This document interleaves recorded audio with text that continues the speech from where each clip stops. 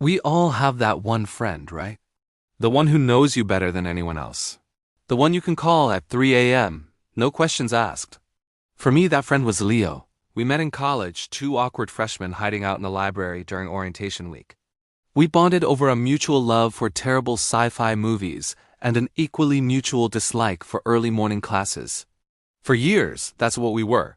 Leo and I, an inseparable duo navigating life's ups and downs. We were a package deal. My family adored him. His family treated me like a second son. We were just us. Our friendship was the bedrock of my life. We were roommates for a while, surviving on instant noodles and dreams. We were each other's plus ones to every wedding, every holiday party. He was the first person I came out to, and he just shrugged and said, "Cool. Does this mean we can watch RuPaul's Drag Race without you pretending you're not into it?" That was Leo, uncomplicated, supportive, my rock. I dated other guys, he dated other people, and we'd always be there to help pick up the pieces when things fell apart. It was a perfect platonic friendship. Or so I thought. The first crack in that perfect platonic facade appeared on my 25th birthday. My boyfriend at the time had planned a surprise party, which was sweet, but he'd invited a bunch of his own friends I barely knew. I was trying to be a good host, but I felt like a stranger at my own party. I found Leo on the balcony, nursing a drink and looking out at the city lights. I went to stand beside him, ready to complain, but he spoke first. He said, "You deserve someone who knows your real friends." It wasn't accusatory, just a simple statement of fact. But then he looked at me, really looked at me, and in that moment, the city lights blurred and all I could see was him. There was an intensity in his eyes I'd never seen before, a flicker of something. More. It lasted only a second before he smiled his usual goofy smile and changed the subject. But it was enough. The seed was planted. After that night, things started to shift. I couldn't unsee what I'd seen. I started noticing things. The way his hand would linger on my shoulder, a second too long.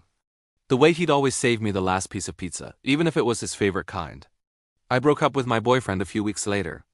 It wasn't because of Leo, not directly, but that moment on the balcony had made me realize I wanted something deeper, a connection with someone who truly saw me. I tried to ignore the growing feelings. He was my best friend, for crying out loud. I couldn't risk our friendship, the most stable thing in my life, for a maybe. So I pushed it down. We went back to being Leo and me, movie nights and inside jokes. But now, there was an undercurrent of tension, an unspoken question hanging in the air between us. Every time we'd sit on the couch, our knees brushing, a jolt would go through me. Was he feeling it too? Or was I just losing my mind? The breaking point came during a weekend trip to a cabin in the mountains with a group of friends. It was our classic setup. But on the second night, a massive snowstorm hit, trapping us inside. The power went out, and we were left with nothing but a fireplace and a few candles. Everyone else decided to play a board game, but Leo and I ended up by the fire, just talking.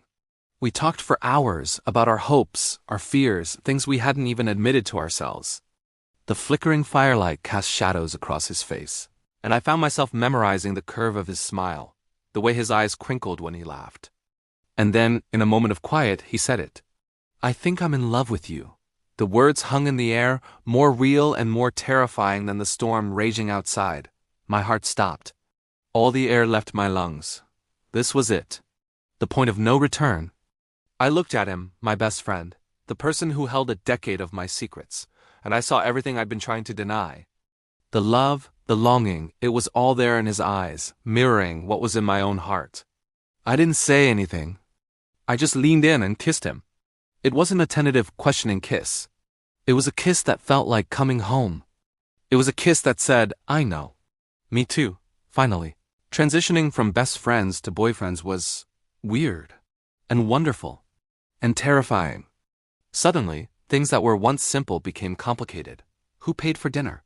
Was holding hands in public too much, too soon? We were so used to our platonic rhythm that finding a new romantic one was like learning to walk again. There were moments of awkwardness, for sure. The first time he stayed the night as my boyfriend, not just my friend crashing on the couch. We both lay there, stiff as boards, not knowing what to do. We ended up laughing so hard we cried, realizing we had to figure this out together. Our friends were surprised, to say the least. The consensus was a mix of finally and wait, what? Some were thrilled, saying they'd seen it coming for years. Others were worried. What if you break up? You'll ruin the friendship. And that was our biggest fear too. The stakes were so incredibly high, we weren't just risking a relationship. We were risking the foundation of our entire adult lives. We made a pact early on. No matter what, honesty first. We had to talk about everything, even the scary stuff, because our friendship was too precious to lose to unspoken resentments. But the beautiful part was discovering new sides of each other. I knew Leo the friend, but I was just getting to know Leo the boyfriend. I learned about his secret talent for cooking, the way he hums off key when he's concentrating. He learned that I'm ridiculously sentimental and keep a box of old ticket stubs. It was like unwrapping a gift I thought I already knew, only to find countless hidden layers inside. Our shared history became our strength. We already had the trust, the shorthand, the deep, unconditional care for one another. We were just adding a new, exhilarating layer of romance on top. But then came the twist I never saw coming. About a year into our relationship, Leo got a job offer. An incredible, once-in-a-lifetime opportunity. The only catch? It was on the other side of the country. We were devastated. It felt like the universe was playing a cruel joke. After all this time, after finally finding our way to each other, were we going to be torn apart? We had long, difficult conversations. Tears were shed.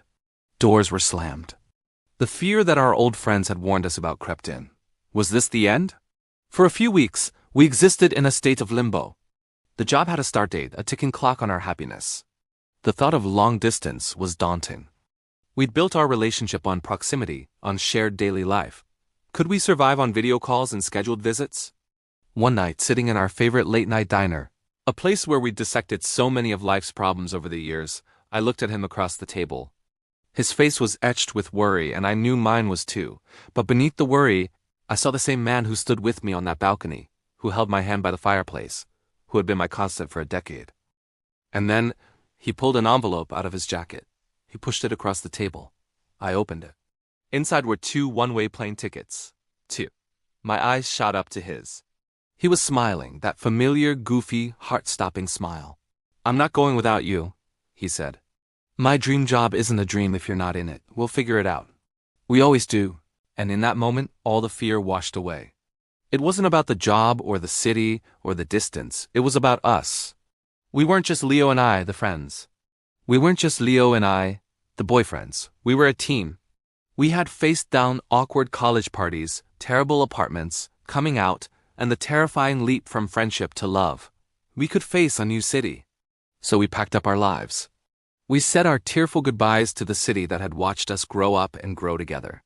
We moved across the country, starting a new chapter completely. It wasn't easy, but nothing worthwhile ever is. We built a new home, found new favorite spots, and made new friends. Our relationship wasn't a fairy tale, but it was real. It was built on a foundation of years of laughter, support, and a bond so deep that even we didn't understand its full power for the longest time. Looking back, I realize our love story didn't start with that first kiss. It started in a quiet library a decade ago. 2 awkward kids finding their person. The romance was just an unexpected, beautiful plot twist. Thanks for listening to our story. If you enjoyed it, make sure to like and subscribe for more. See you next time.